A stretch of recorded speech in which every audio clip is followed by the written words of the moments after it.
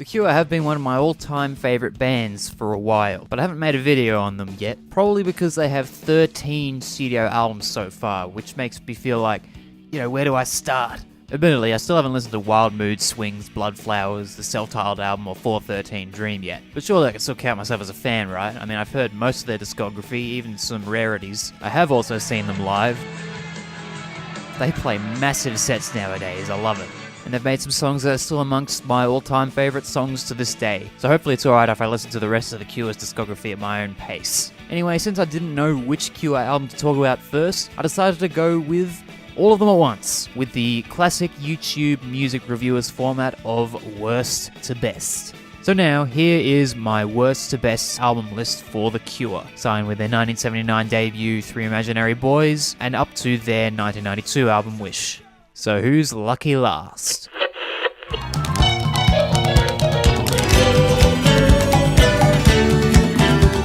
The top was The Cure's first full-length release following Robert Smith's efforts to push the band towards a blend of new wave and synth pop, but not without a bunch of stylistic experimentation along the way. I'd seen the album described as psychedelic a couple of times, which piqued my interest, because I can always get behind some psychedelic vibes. But when I finally got around to listening to the album, I realised that description was probably more about the variation in musical styles and less about the songwriting or production. But more importantly, a lot of the songs are reminiscent of songs from the two albums after this one, which I'd already heard before I listened to the top. So this album was nothing new to me. Bird Mad Girl has a similar acoustic guitar-driven Spanish flavour to The Blood from Head on the Door. Wailing Wall's goth meets oriental style predicts If Only Tonight We Could Sleep from Kiss Me, Kiss Me, Kiss Me, and from that same album, the aggressive but refined Shiver and Shake almost mirrors the top's Give Me It. Since the top predates those two albums, I really should give it credit for tackling those styles first.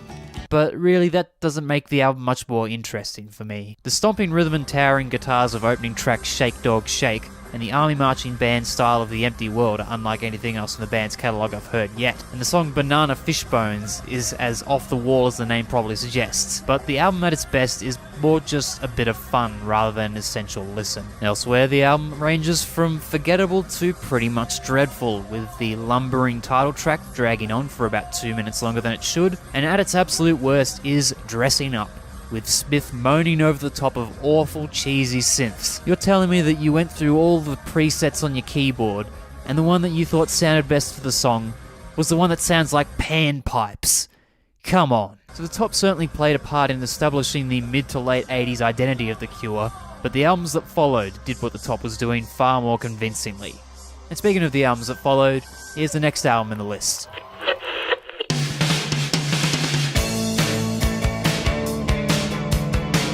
The band's follow-up to the top, The Head on the Door, quickly became the band's most successful album at the time. Songs like The Blood and Kyoto's Song continued the slight world music influence on the top, but most of the album was shiny, polished rock that sat right on the line between pop and alternative. To me, lead single In Between Days was the first song that exhibited The Cure's true signature sound, with the chirpy lead guitar and bright synths playing that simple melody, balanced against the sadness of Smith's vocals and lyrics. The other single was Close to Me, which instead was stripped back, quirky, guitarless pop, and honestly, that song has never really done anything for me at all. And the album version of it doesn't even have those trumpet solos, making it even worse because it just sounds unfinished. Having a song as overplayed as that on the album wasn't going to help my perception of it, but it's not only Close to Me's fault, because the rest of the album is somewhat middle of the road anyway. There are some surprises in the form of a sax solo on A Night Like This, the distorted bass line on Screw, and the closing track Stinking, sounding like a precursor to their Disintegration album, but generally the melodies are okay but nothing special.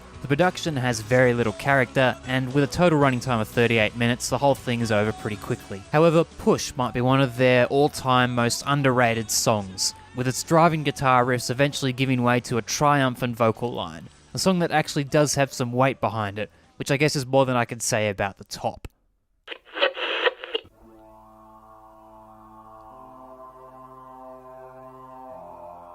When I was younger, I was already pretty familiar with The Cure's most popular songs, but none of it made me want to seek out more of the band's music. The first Cure song that truly captivated me was A Forest, the sole single from their second album, 17 Seconds, full of frantic, heavily flanged guitars, yet still retaining this air of mysterious minimalism with simple repeating drums, light synth droning, and nervous, distant vocals. It's a rigid march that builds up all this tension that is released by Smith's modest yet spacious guitar solo, though the ending does throw in a little more suspense before everything gradually cuts away. A Forest is a gothic masterpiece, memorably atmospheric without being overly dense, and it's one of the few songs that I discovered many years ago that I still massively love today. And when I finally got around to listening to the rest of 17 Seconds, I found out that it was the best song on it by a million miles. To me, the album might as well be named A Forest and Other Songs. In the early years of The Cure, Smith was hell-bent on holding back in the band's songwriting and performances, to the point where it put him at odds with other band members, including this album's keyboardist, Mathieu Hartley, who quit after this album's tour and never returned. Notice that all the keyboard lines on this album are one note at a time, because apparently Smith wouldn't even let him play chords. This approach is a benefit to the greatness of A Forest,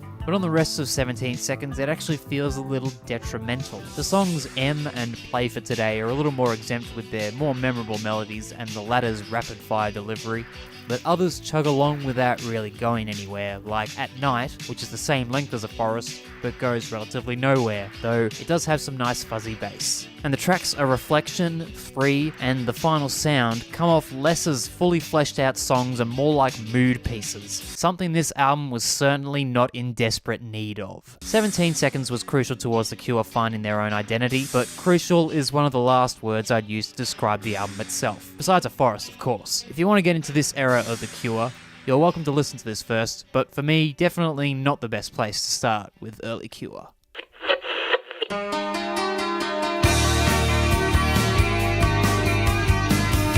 This is the album that I started listening to most recently, so it's still a bit fresh to me, but based on how I've felt about it so far, this seems like a good spot for it in my list because I haven't picked up any glaring consistency issues in it, like the albums I've already mentioned, but also none of the songs have really jumped out at me too much either. And on an album that's an hour and 5 minutes long, this can be a little concerning. Stylistically, Wish isn't too far off from the two albums before it. Most of the similarities are with Disintegration through the cavernous production and intimate melancholy of Apart, whereas A Letter to Elise and Trust just make me think of Pictures of You and Homesick respectively. Meanwhile, the injection of funk on Wendy Time throws back to Kiss Me, Kiss Me, Kiss Me, and the jangly singles Friday I'm in Love and High, and the bouncy Doing the Unstuck wouldn't be too out of place anywhere from this album back to the top. Considering this was released in 1992, songs like those might have dated the album a little, but the band could still pull them off well enough. But the slightly grungier guitars on songs like Open and From the Edge of the Deep Green Sea put them a little more in line with the alternative rock world of that time. Paul Thompson might have been kicked out of The Cure early on for being too flashy, but Wish is full of him absolutely rocking out. So while the album doesn't feel very boundary pushing for the band, and could maybe be a little shorter, it's still a solid album.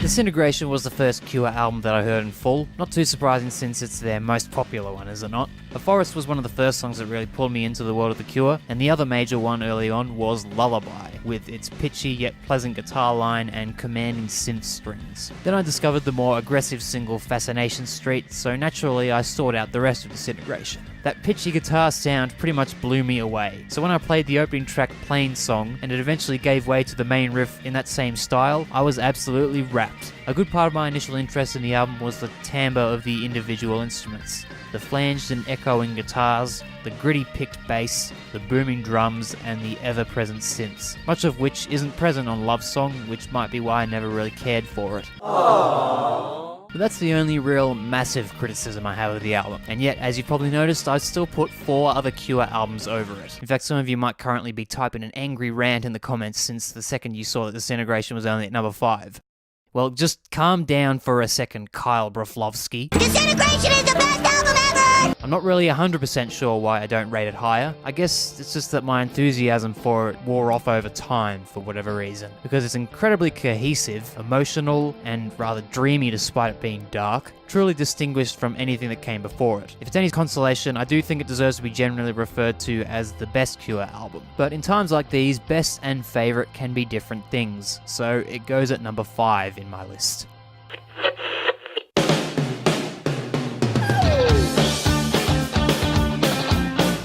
This was a double album, though it was one that still managed to fit onto a single CD. Regardless, double albums are a bold move, no matter who's making it. Also, I've already made it clear that I'm not a huge fan of their experimentation on the top, or the squeaky cleanness of the head on the door, and this album kind of feels like a mix of both of these elements. But as it turns out, I find it way more convincing than either of those two albums. Another one of the Cure's songs that I never really cared for, and still don't, was The Love Cats, but the band's more bubbly, flamboyant side continues on Kiss Me singles Why Can't I Be You and Hot Hot Hot, but unlike the Love Cats, I think those two songs are quite fun. Maybe it's just because they weren't played to death when I was younger. Some of the other songs like All I Want and How Beautiful You Are feel like by the numbers Cure, but there's also plenty of surprises. The album opens with The Kiss, which is dominated by a wild wah-wah guitar solo, and Smith also drops an F-bomb, which I certainly wasn't expecting the first time I heard it.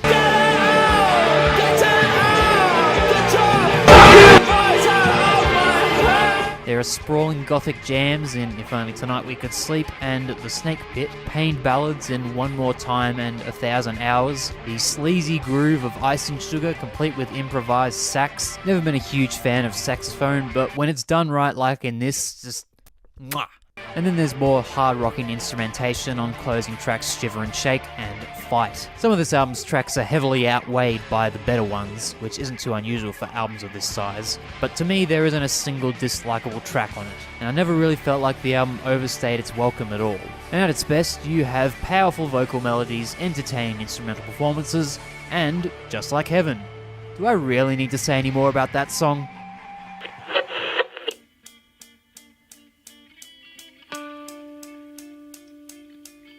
The Cure's debut album is one that absolutely stands alone in their canon. It's definitely the band at their most punk, not necessarily in terms of aggression, but in the ethos of sticking to basic formulas and not showing off. It also stands alone as the Cure album with the least creative control from Smith, as the record label chose the album's tracklist and art, which Smith repeatedly expressed his dislike for. And yet, despite the dodgy executive meddling that threatened to ruin it, I really enjoy this album. Considering how much Smith seemed to have mastered the art of minimalism in the tight and spare songs of Three Imaginary Boys, it's strange that 17 Seconds feels a little boring for me. Drummer Lol Tolhurst rarely indulges beyond providing a steady driving pulse, and Smith barely even changes the sound of his guitar. Sometimes it's a little more distorted, maybe there's a little flange on it once or twice, but most of the time it's just straight up clean.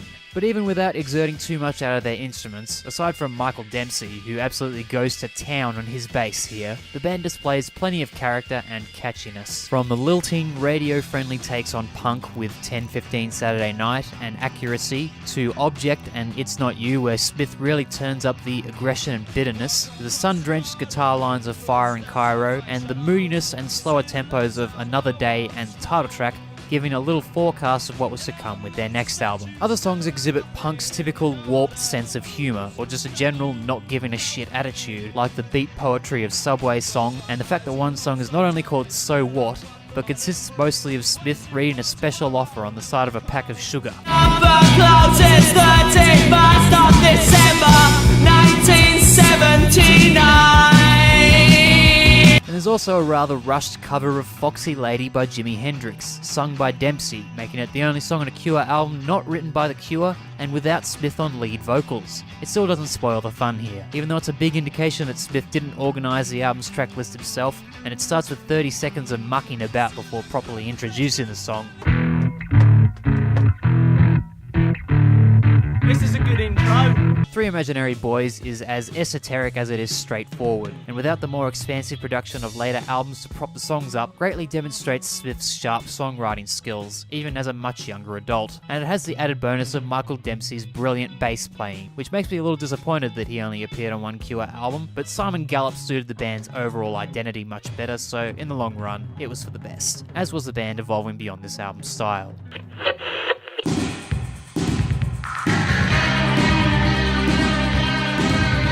Pornography stands as the Cure's most confronting, brutal album, all the way down to its explicit title. The drums on every song take a short rhythmic phrase and repeat it ad nauseum, drilling it into your skull over throbbing bass and heavily processed guitars, and Smith's vocals are right at the forefront of the mix, forcing you to feel his pain whether you like it or not. It's no surprise that this album was made in the middle of a haze of drugs, tensions, and suicidal thoughts. In the first minute of the album alone, you have the screeching, swirling riff of 100 Years, and the album's opening lyric is... The rest of the album is littered with lyrics of this nature, many of which are detached from the rest of the lines, but all with an undeniable emotional connection. Even when the volume pulls back on Siamese Twins and The Hanging Garden, the mood isn't particularly lightened. Hanging Garden was the only song from the album they felt could be released as a single, and with Gallup's headstrong, possibly Peter Hook-inspired bass work, it's certainly Pornography's most danceable track, but still carries the minor key riffs and mysterious lyrical couplets elsewhere on the album. Bass and drums do the heaviest lifting on The Figurehead in a death march of sorts, and other songs create soundscapes that are a little alien by Cure standards, like the backwards guitar running throughout a short-term effect, and the stark layers of synth on the aptly titled Cold. But the most alien sounds are saved for the closing title track, with atonal guitars and deep bass organ over a bed of found audio and even a bit of pure white noise, with everything reverberating and echoing all over the place in this dark cauldron of shuddering quasi-industrial madness. There's much more darker and experimental stuff out there in the music world, but Pornography, especially the title track, is the Cure at their most fucked up by a country mile. It makes anything on Disintegration feel like the singles compilation that had Let's Go to Bed and the Love Cats. But of course the album still manages to be captivating rather than off-putting. I don't know how much I can elaborate beyond that though. The melodies do still stick with me though, obviously not in the same way that their later more poppy stuff does. But anyway, Pornography is a fascinating album that sticks out in the general world of music, while still remaining distinctively Cure-esque. And that only leaves one more Cure album from this time period left to talk about. So here it is, my favourite Cure album.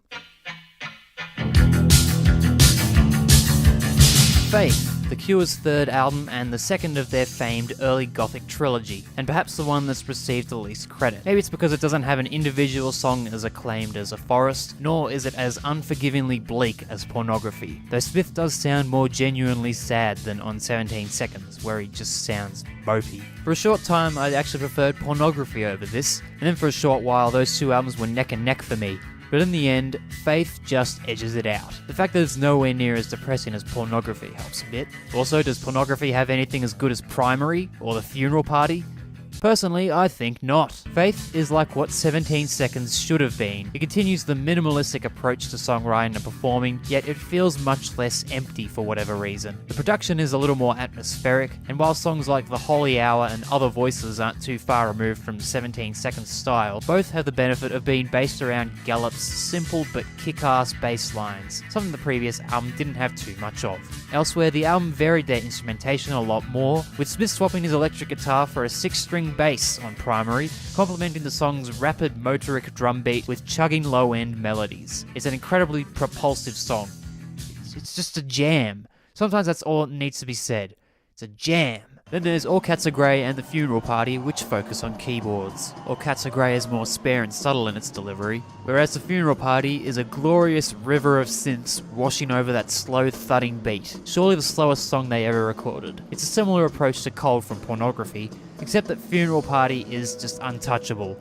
I have no clue what Smith did on it, but it's a bloody beautiful sound. The song Doubt brings back the up-tempo driving rhythms with gnarly bass and wiry guitars. Then The Drowning Man goes back to a slower tempo with Smith's vocals endlessly reverberating and added nondescript shimmery sounds, as if the band were playing in the eerie, foggy setting depicted on the album cover. Then the title track closes the record with possibly its most understated song, with the rhythm section solemnly marching, as focused and unchanging as ever, and Smith subtly improvising on his guitar throughout. It's one of those songs that's repetitive but manages to make it mesmerizing rather than boring or annoying. As already established, this is something that early Cure, as well as on Disintegration in parts, could be very good at, and a big reason as to why Faith is such an effective album. It has the confident performances and meditative qualities of Pornography, only without much of the vicious self-hatred, but that will be a reason that some people love it so much. But Faith wins me over because it finds the time in between the usual melancholy droning to produce some songs that are just straight bangers. And that's my thoughts on most of The Cure's albums, from worst to best. Let me know if you strongly agreed or disagreed with anything I said, and what your Cure album ranking would be. How different is it from mine? Well, I had Faith at number 1 and Disintegration 5th, so I imagine that would make it at least a little different from most people's. And if you're a sucker for worst to best videos, then I have a couple in mind that I might make someday, like Sonic Youth or The Flaming Lips. Both have killer albums to talk about, but also have massive discographies. But in the meantime, thanks for watching this video. Congratulations, The Cure Rock and Roll Hall of Fame inductees 2019. Are you as excited as I am? By the sounds of it, no.